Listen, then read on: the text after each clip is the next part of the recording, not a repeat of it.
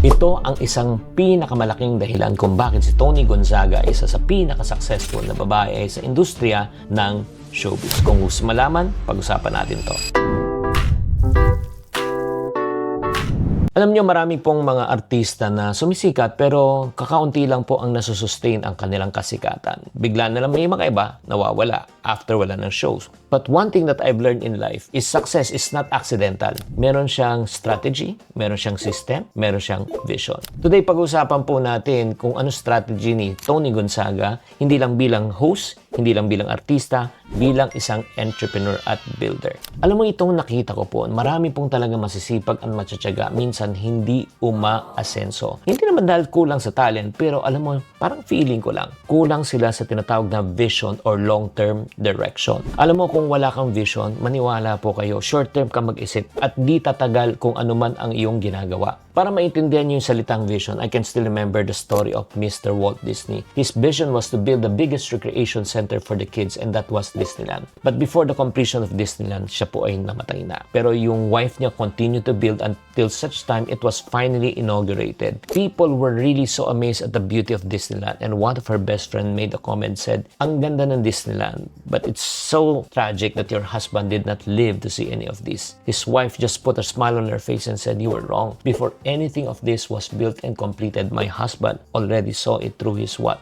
Vision." Napakahalaga po ng vision. Kaya ang tanong ko po sa inyo, ano ang vision mo sa buhay? Kaya nga para sa mga taong hindi nakakaalam, itong si Toni Gonzaga ay bago siya naging household name, siya po ay nakilala sa isang commercial na sumigaw po siya na pagkatapos po niyan, syempre naman, nag-host siya at ito na po siya ngayon. O, di ba? May sarili ng studio, may sarili ng mga businesses, no? Yung mga MBT, tapos may digital empire pa siya. Grabe, kahit wala na siyang TV network, nag-create na siya ng sarili niyang channel. So, ang tindi talaga, hats off to you, Toni. Hindi ka lang artista, isa ka talagang tunay na visionary. She saw an opportunity beyond showbiz. Maraming taong iniisip, no? Habang sikat, sulitin natin. Pero ang builder, hindi po iniisip na ganun. Iniisip niya beyond, after that, ng kasikatan ko. Paano ko susulitin to? Paano ko talaga ito i-maximize to? Kaya mga kapatid, kung gusto mo umasenso, kailangan mo tumingin 5 to 10 years away from now. How do you see yourself? Kung ikaw may negosyo ka, 5 to 10 years away from now, ano na itsura ng negosyo mo? Kaya nga, uulitin ko, mula sa TV host, naging digital mogul. Kaya nga importante, no? One thing that I've learned in life, the only thing that is permanent in this world is what?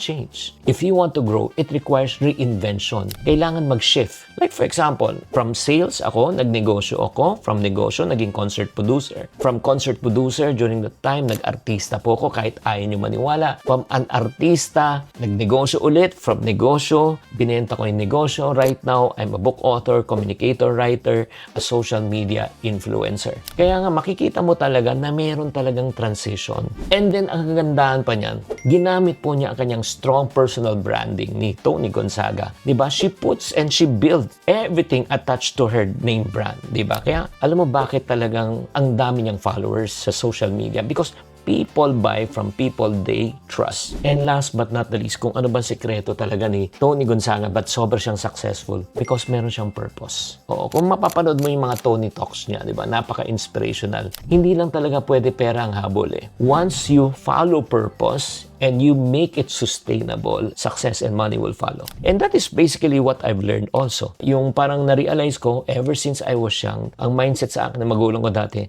lahat ng pwede kita, pasok. So anong ginagawa ko? Konti kita dito, konti kita dito, konti kita dito, para grupo laki kita. Pero alam mo reality, konti lugi, konti lugi, konti lugi, grupo laki lugi. But when I realized, may nag-mentor at nag-coach sa akin, sinabi, alam mo, Chinky, you've been following the wrong things. If you follow money and success will run away from you. You need to follow your purpose and calling. So, anong ginawa ko po?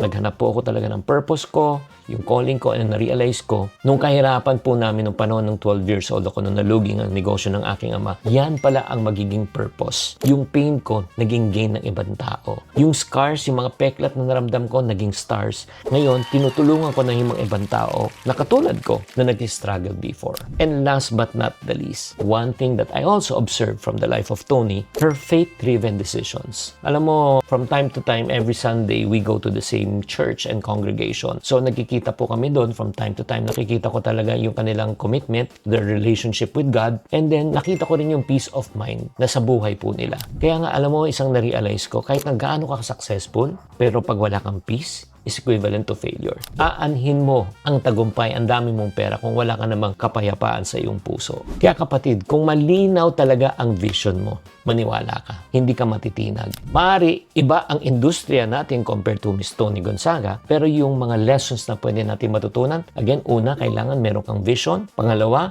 kailangan mag-reinvent ka. Panahon na, kailangan magbago. Number 3, gamitin mo kung anong katangian mo, kalakasan mo. And then pang-apat, may purpose ka sa iyong ginagawa. And last but not the least, may pananalig ka sa Diyos. Kaya kung napansin nyo po, umasenso po ang buhay ni Miss Tony dahil nag-level up siya from an artista to a negosyante. Right now, meron siyang mga tinatawag na tamang mindset at tamang financial habits. Kaya congratulations po, Miss Tony. At para sa mga taong nagtatanong man, Chinky, ikaw naman, ano naman ang sikreto mo? Well, if you want to know my secret, I already document it in all the financial diaries. Dito sa mga diaries na naisulat ko, matutunan mo kung paano magpalago ng pera, paano magtayo ng negosyo, paano maiwasan ng mga financial mistakes, at the same time, paano mag-build ng wealth gaya ng mga smart investors. Kaya if you're interested, just type Yaman1 in the comment section and I will share with you more information. Again, maraming salamat sa buhay ni Tony Gonzaga. Hindi lang itong kwento ng kasikatan, pero ito yung kwento ng vision at inspirasyon. Chinky Tan with over 6 million Facebook followers, 2.8 million YouTube subscribers, and 2.4 million TikTok fans is now all out to share with you the most practical, simplest path to lasting wealth.